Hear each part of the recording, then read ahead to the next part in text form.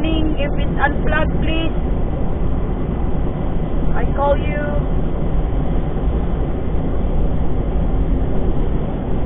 Send it.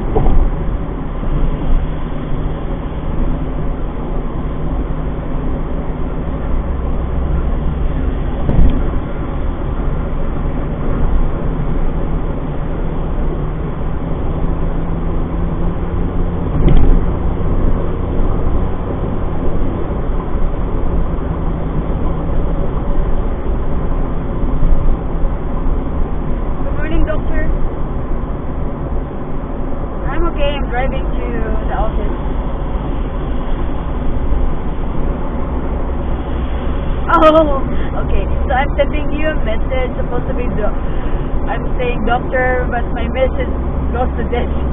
I'm sorry. I mean that I was waiting for TV's email because I think she wants me to arrange something, but I didn't receive any emails. Maybe because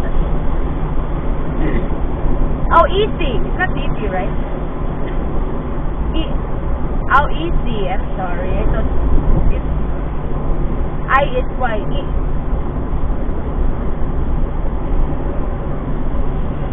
Oh, so it's silent S. F is E. Yeah, easy. Easy. All right. Yeah. So I remember 3 days ago we talked about she's going to send me an email about Mr. Robles Wobolski assessment and change the schedule of Robert from Richmond because I think she wanted cut, make it twice a week.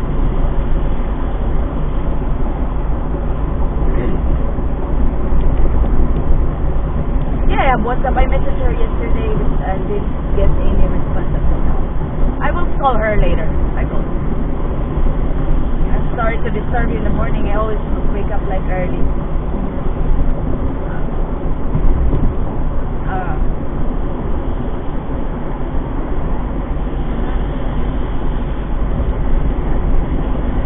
yeah. Yeah.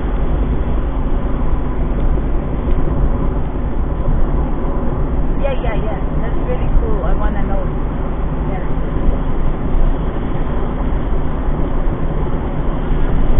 All right. Thank you. Bye.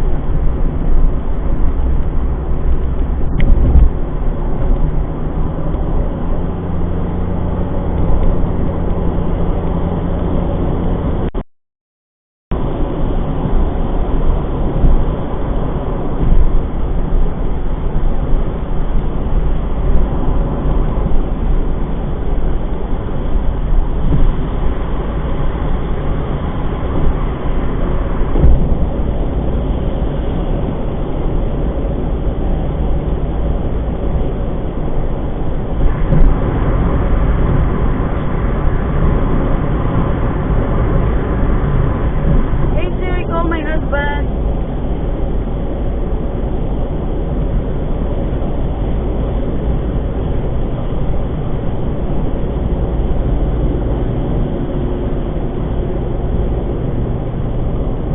Hi babe, are you still home?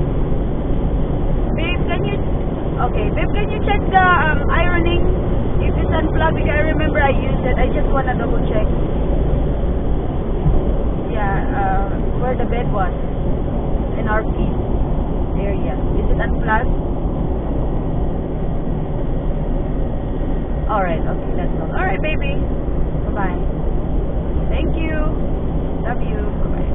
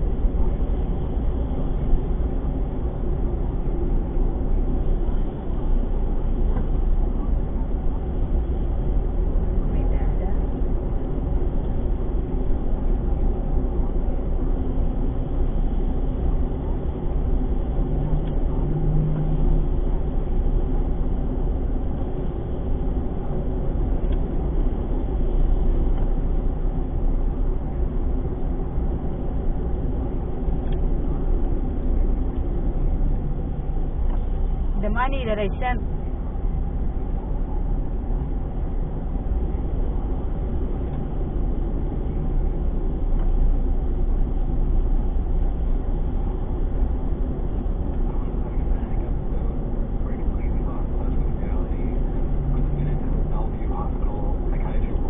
Today, Fisher is in recovery. His new book, The Urge, Our History of Addiction, is part memoir, part history.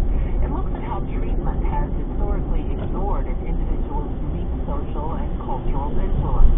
For instance, in his case, Because I was a doctor, because I'm white, because when the NYPD came to get me, my apartment, I was living in an upscale neighborhood, I got a lot of treatment, and I got a lot of compassion.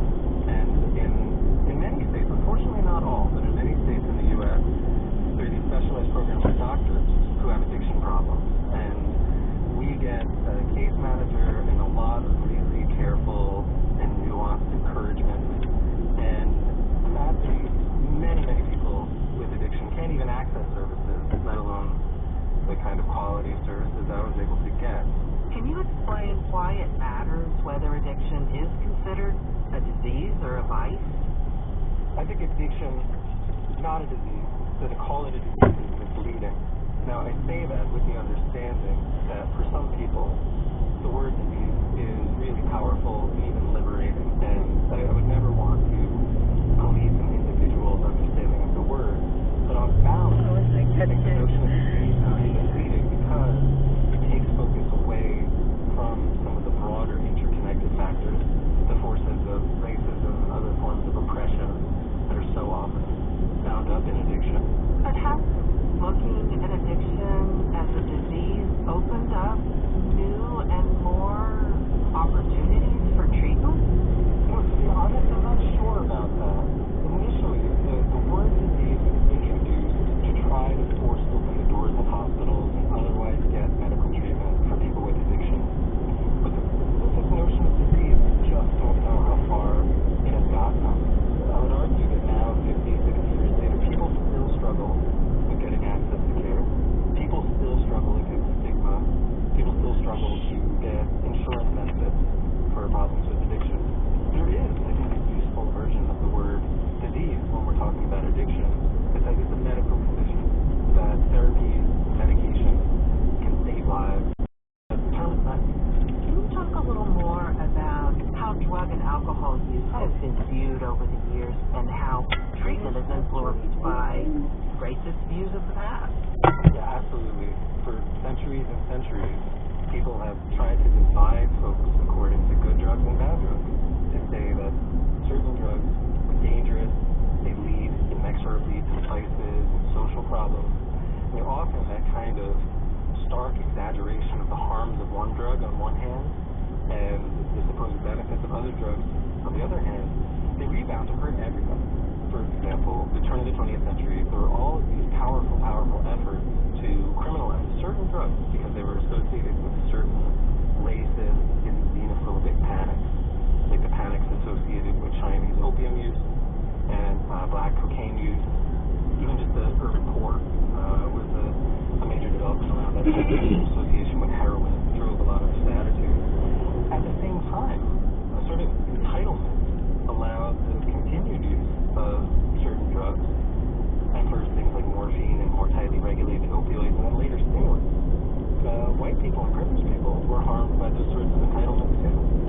So drugs are such a powerful example of how racism is found to hurt all of us. So if you're arguing that the framework that we have right now is not really working, how should the medical model change to get more people into recovery? One simple pivot that we could do is to shift our focus away from controlling people's use to meeting people where they are. For too long, medicine has been dominated by an abstinence-only model.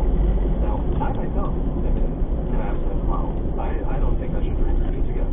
And for many people, that's necessary and that's life-saving. But addiction is also profoundly diverse, and we have emerging evidence more that there are some folks who can really improve their functioning, even when they have a substance problem, without totally cutting out use. It's not true for everyone. We have to be very wise and really exercise discernment here.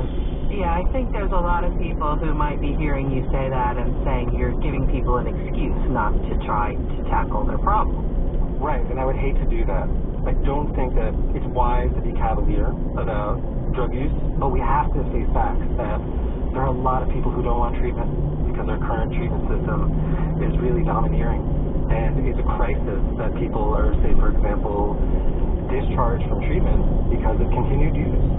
One definition of addiction is continued use, despite negative consequences. So I think it's imperative that we as medical professionals would work harder to work with people where they are, while also recognizing the profound dangers of addiction. How do you use this approach that you are arguing for in your book? How do you use that with your own patients? The bottom line of working with my own patients is they're in charge. The main insight that looking at the history and looking at the science behind addiction recovery has given me is respect for the diversity of recovery. That's something I felt myself, that I had a lot of shame around thinking I wasn't recovering in the right way, and I think a lot of people carry that shame, that if they're not doing recovery in the traditional sense, maybe they should be doing better. And, I think that can be a real distraction and unnecessary, because there's lots of opportunities to grow and improve and to work toward resolving the kinds of severe substance problems that we're working with. Carl Eric Fisher, Assistant Professor of Clinical Psychiatry at Columbia University. His new book is called The Urge, Our History of Addiction. Thanks so much for sharing your story with us. Great to talk with you.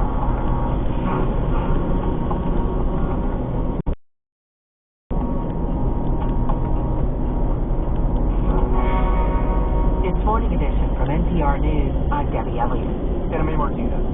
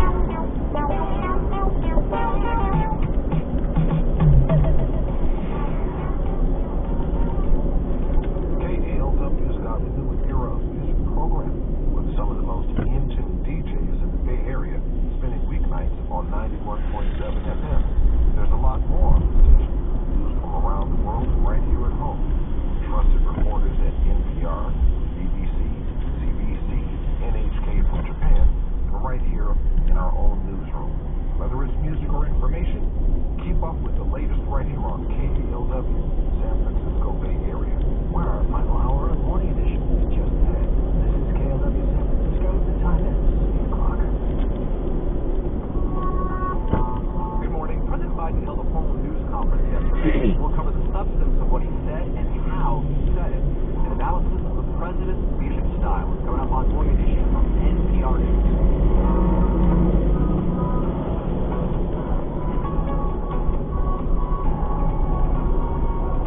On the subject of Ukraine, Biden insists he won't send U.S. troops if Russia invades. Amy Martinez. And I'm Debbie Elliott. We'll question Senator Chris Murphy about lessons learned during his trip to Ukraine. The latest on the voting rights bill blocked in the Senate, and jury selection begins in the federal trial of 3 former police officers charged in connection with George Floyd's death. It's Thursday, January 20th, the birthday of astronaut Buzz Aldrin, who's 92. The news is next. ABC News, this is Montgomery. A report commissioned by the Roman Catholic Church has found that former Pope Benedict failed to act on 4 cases of child sex abuse when he was Archbishop of Munich in Germany. Pope Benedict, who was then called Josef Ratzinger, held the position until the early 1980s. Lawyers who investigated the allegations say they allowed 2 priests who were criminally convicted of abuse to continue working for him. Martin Pusch is one of the authors of the report. In allen Fällen weist der emeriterte Papst Benedikt XVI. In all cases, Pope Emeritus Benedict XVI strictly rejects any misconduct on his part. Essentially, he claims a lack of knowledge of the facts and a lack of relevance under canon law. In doing so, he continues to claim ignorance, even when, in our opinion, it's difficult to reconcile this with the facts of the case. Benedict, who's 94, became the first pope to resign in the 6th century in 2013. Dozens of Sudanese judges and prosecutors have condemned the killing of more than 70 protesters since a coup in October. A statement from 55 judges demanded a criminal investigation into what they called heinous violations against defenseless protesters. Thousands are once again out in the streets of Khartoum. The stampede at a Christian prayer gathering in the Liberian capital Monrovia has killed at least 29 people. A police spokesman said one person has been arrested. More from Isaac Khaled. There was a large gathering of Christian worshippers for a prayer service Wednesday night, and the stampede happened when, according to officials, some gang members attempted to infiltrate some of them carrying knives, and then 29 people were killed in the stampede, including 11 children and a pregnant woman. It is not exactly clear what really caused the stampede, but this is quite tragic and it is quite rare in the West African country. The U.S. Secretary of State, Antony Blinken, has warned that a Russian invasion of Ukraine would have catastrophic results. Speaking after talks with European foreign ministers in Berlin, he described the massing of Russian troops on Ukraine's border as a crisis of global consequence. He said it risked dragging the region back into the Cold War era of division. A Kremlin spokesman, Dmitry Peskov, said Washington's rhetoric threatened to make the situation worse. We believe that they in no way contribute to diffusing the tension that has now arisen in Europe, and moreover, they contribute to the destabilization of the situation. They can bring false hopes to the heartstrings of some of the Ukrainian leadership who could surreptitiously decide to start a civil war in their country again. ABC News. Live headlines from London as part of our morning edition. Production here at KLW in San Francisco. I'm David Lautuli with these regional and local stories. As part of San Francisco Mayor London Breed's plan to address what she says is a state of emergency in the city's Tenderloin neighborhood, city officials on Tuesday opened up its first-of-a-kind linkage in Market Street.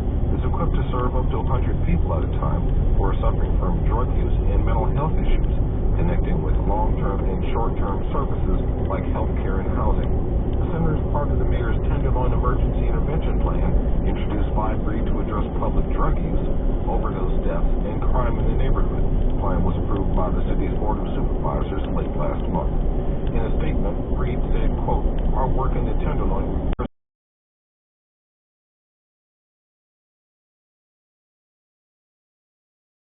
departments and community partners working together to address the major challenges we know exist.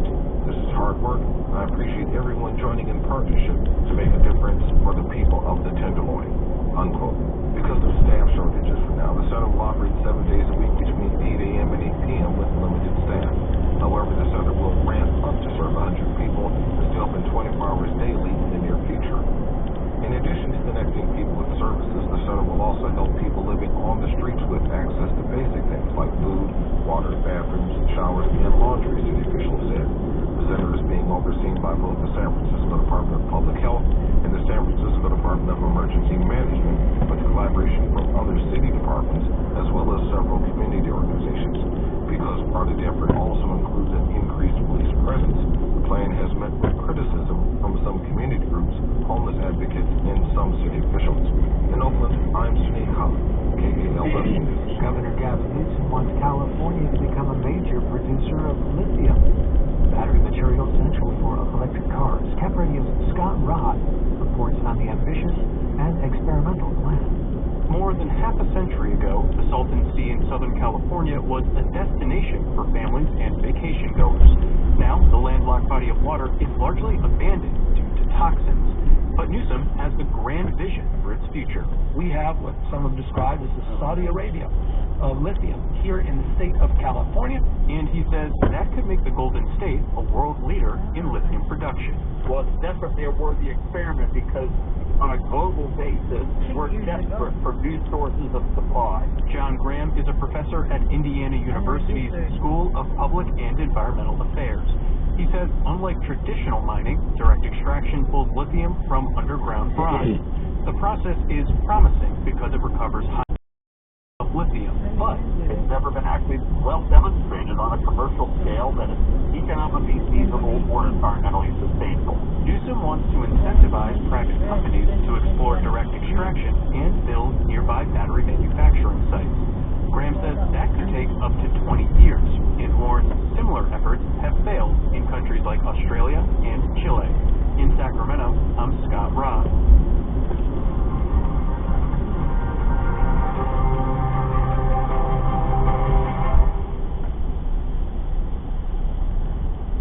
This is Morning Edition from NPR News. I'm Debbie Elliott in Orange Beach, Alabama. And I'm A. Martinez in Culver City, California. At his lengthy press conference yesterday, President Biden said he thought it more likely than not that Russian leader Vladimir Putin would move in on Ukraine. Biden also spoke about the possibility of a minor incursion and perhaps not a full-blown war. Now, all of this required some explanation afterward by the White House. But the president has been clear about one thing. He has ruled out sending U.S. forces into Ukraine. For more, we're joined by NPR national security correspondent Greg Myrie. Greg, so how did the White House clarify the president's remarks?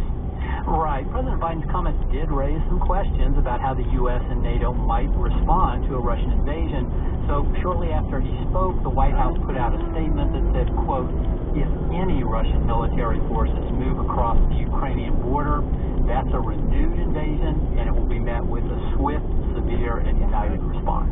Now, let's break that down. What kind of military assistance is the U.S. currently providing to Ukraine? Well, Russia invaded back in 2014, and the U.S. has been providing assistance ever since. A lot of it's small arms, ammunition, and most prominently these Javelin anti-tank weapons. All this runs at a little over $400 million a year of assistance. Britain is sending anti-tank weapons, armed drones to Ukraine. All this would help the Ukrainians defend against Russian tanks and other armored vehicles. It would allow them to harass the Russians, slow them down, perhaps inflict significant casualties. But it's just not at the level that would be decisive if Russia does send these more than 100,000 troops that it currently has near the border. Has any country offered to send troops to help Ukraine? Well, I spoke about this with Stephen Piper, a former U.S. ambassador to Ukraine, who's now at Stanford, and he said it's very important that the U.S. be crystal clear on this point. You would not see American or NATO forces on the ground fighting the Russians on Ukraine's behalf.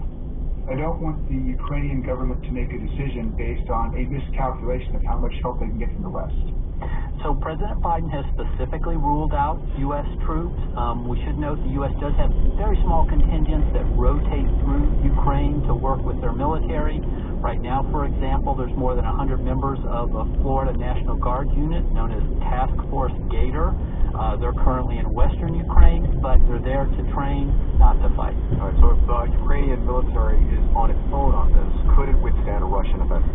Probably not. The general view is that if Russia sends in a large force, it could probably take what it wants. But the question is, what does Russia want? Maybe President Vladimir Putin just wants a tighter grip on the eastern part of the country near Russia's border to sort of create a buffer zone and bleed Ukraine. Maybe he wants to go all the way to the capital, Kiev, to install Russia-friendly leadership. Stephen Piper says he doesn't know what Putin will do, but he says the Russian leader does fear a Ukraine aligned with the West. If you have a Ukraine moving towards the West that fully consolidates its democracy and then gets its economic reforms really in place so the economy begins to perform the way it should, that's a nice. So Ukraine is a long way before it becomes this kind of country, but Putin has been very clear for years that he believes Ukraine should be aligned with Russia and not with the West. That's NPR's Greg Myrie. Greg, thanks a lot. My pleasure. Earlier this week, a bipartisan Senate delegation traveled to Kyiv to meet with Ukrainian leadership, including President Volodymyr Zelensky. Democratic Senator Chris Murphy of Connecticut was part of the delegation. He joins us now. Welcome, Senator. Thanks for having me. Now, President Biden spoke yesterday about the possibility of what he called a minor incursion by Russia. You've been on the ground in Ukraine. Is that in line with what you anticipate? I think right now we don't know what Vladimir Putin is going to do. It may be that he ends up using what we call asymmetric warfare tactics. It may be that he continues to engage in cyber attacks, for instance, or massive misinformation campaigns. If that's the case, we have to have a proportional response. But I was glad that the president was crystal clear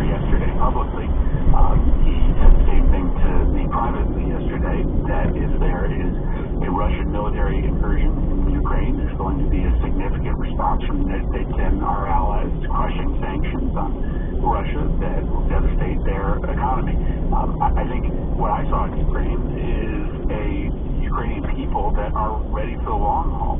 It's true, the Russian military is much stronger than the Ukrainian military, but the Ukrainian military is in fighting shape, and there's the possibility, I think likelihood, of a long-term citizen insurgency, like what the Russians faced in Afghanistan in 1980, that will deal a pretty significant blow in the long term to the Russian security. You mentioned proportional response. If that response from Russia is troops, why wouldn't proportional response from the U.S. and its allies be troops themselves?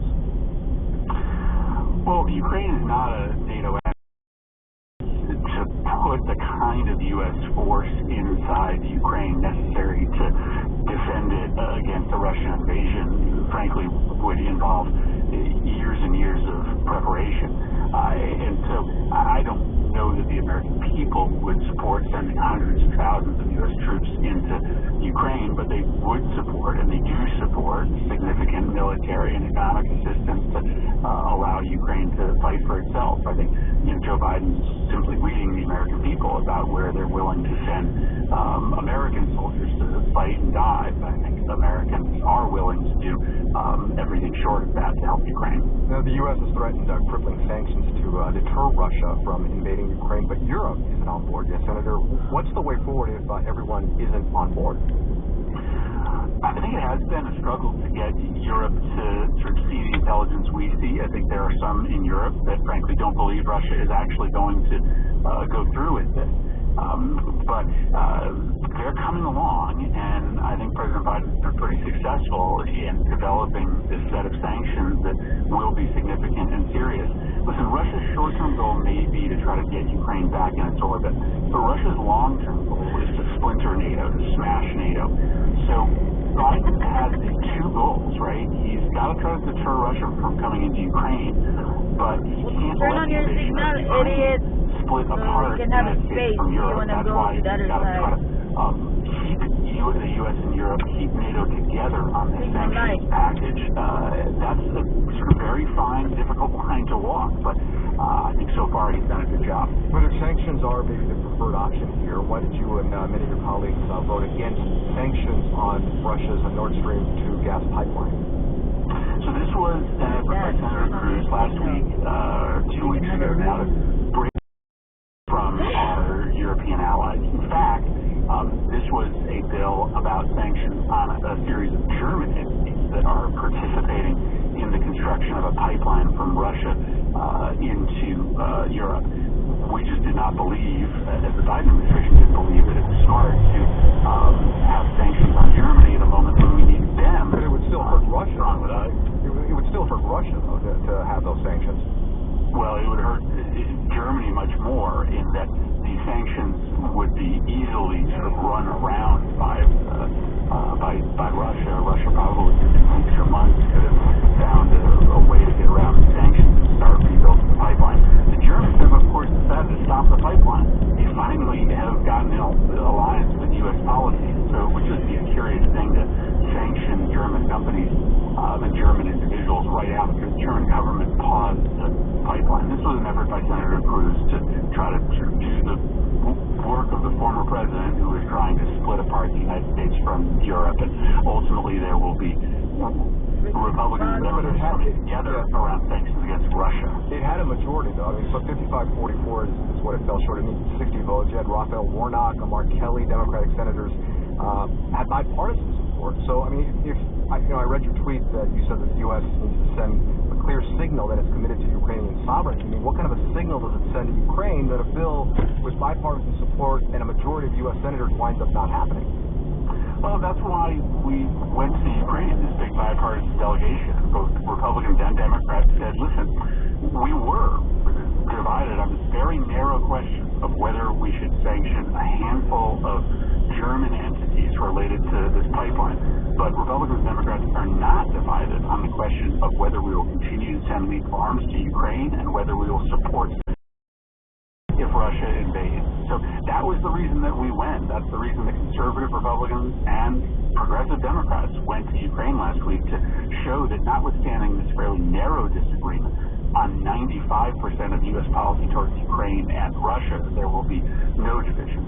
But if Russia invades, if that's what it takes to get sanctions, then Russia has invaded, and who knows what happens as a result. Well, the cat's out of the bag at that point, wouldn't it be, Senator? Well, the point is that the parties are united on this question of whether we are going to support a crushing set of sanctions if Russia decides to invade through a conventional military invasion. And remember, it's also worth noting that President Biden sanctioned Russia for the Nord Stream 2 pipeline. It was only these narrow sanctions on German entities that were in question. I think Russia's gotten the message, and part of that message is that Nord Stream 2, that pipeline, is not going to go forward if they proceed with an invasion. This is a commitment that we believe the Germans have made and has been translated to Russia. So hopefully Putin is beginning to see the full weight of consequences, the consequences to his army, through a long-term Ukrainian insurgency, and the consequences to his economy, so that he can make the right decision here. Listen, but that's not a done deal, Senator. I mean, Germany said they may stop the pipeline from bringing gas to Germany. So it's not a done deal that they are going to stop. I'm confident that the Germans will not go forward with the pipeline if Russia invades. This is a pretty sensitive topic in sort of internal German politics, but I'm confident that pipeline will not happen if Russia invades. That's U.S. Senator Chris Murphy from Connecticut. Senator, thanks a lot. Thanks a lot.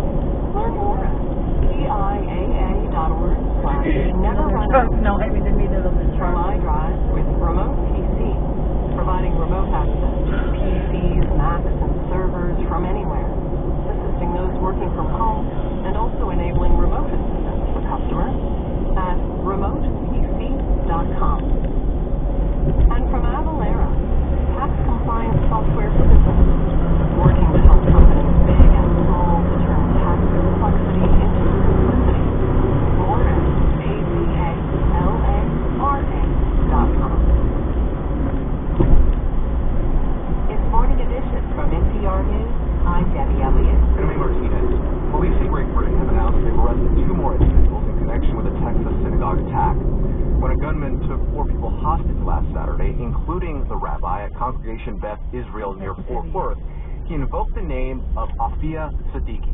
She's a Pakistani neuroscientist who attended MIT and earned her doctorate at Brandeis.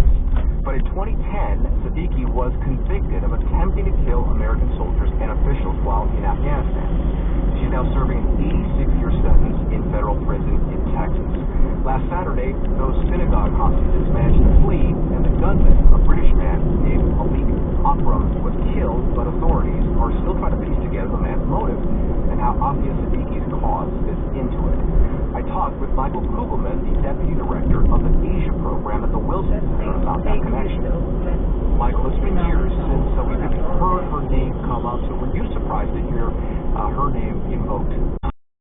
Unfortunately, it wasn't too much of a surprise, just because over the last decade or so, a number of extremists, terrorists, militants, radicals have invoked her name and tried to champion her cause. I mean, there have been several different terrorist groups that have demanded that she be released in return for U.S. captives. So in that sense, the fact that you would have this individual who appears to be an extremist who came to the United States and did what he did, unfortunately, it's not the first time that someone like that has called for her release. Now, there have been, she has a number of supporters, Siddiqui, that are not radicals, are not militants, are very mainstream and very peaceful. They don't want their cause to be hijacked by the types of people that have, in fact, tried to bring attention to her cause. But, yeah, Afia Siddiqui, the name is certainly not very well known in the United States, but within the network of Islamist militants, it's actually a household name. Why is she still relevant today, though? Well, it depends on the context. I think that for the militants and the radicals that feel so strongly about her, her story really feeds this victimization narrative that fuels the causes and actions of militants. The idea being that Muslims are under siege by hostile actors and that they require support. Now, for her more mainstream supporters, they see her as a symbol of the injustices of the U.S. legal system. They believe that she's been treated very poorly in her federal prison in Texas. And so these are the types of reasons why her cause has been kept alive by a lot of different types of individuals and groups. We've seen that the British intelligence services have said the attacker was known to them. We've also seen reports of extremist British cleric Anjan Chaudhry orders to help free Siddiqui. Is there a connection between the synagogue attacker and this cleric? Well, I think at this point it's too early to know. Though, naturally, once it became known that the synagogue attacker was British and had been based in the UK, I myself and many others immediately thought of Anjan Chaudhry, just because he is this very notorious hate monger who has, indeed, as you suggest, brought attention to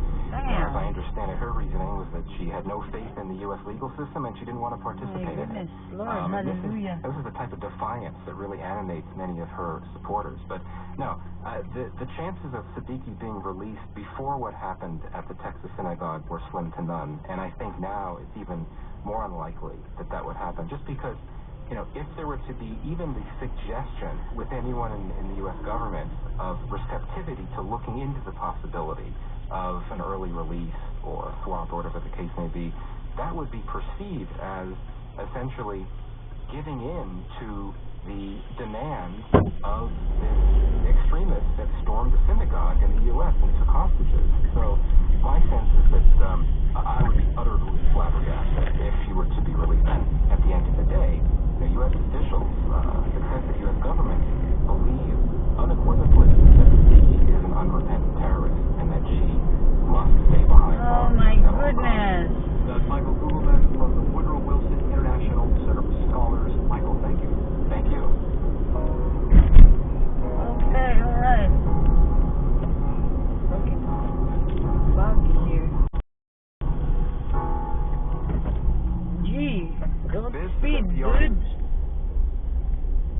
Asylum seekers were hopeful about President Biden's promises to reform immigration policy. But a year in, they say not all of those promises have been kept. If my kids are playing sports, I'll be sitting in a corner crying because I don't know if next year I'll see him play. So it's like you live day by day, you don't know what will happen. I'm Elsa Chang. That story this afternoon on All Things Considered from NPR News. Join us for All Things Considered here on KLW this afternoon from 3 to 5. Coming up this hour, our final half hour of Morning Edition from NPR, a story on voting rights. While Democrats' voting rights effort was blocked in the Senate, they did get a victory at the Supreme Court. For Trump White House records related to the January 6th insurrection. That story by Debbie Elliott and Deirdre Walsh coming up.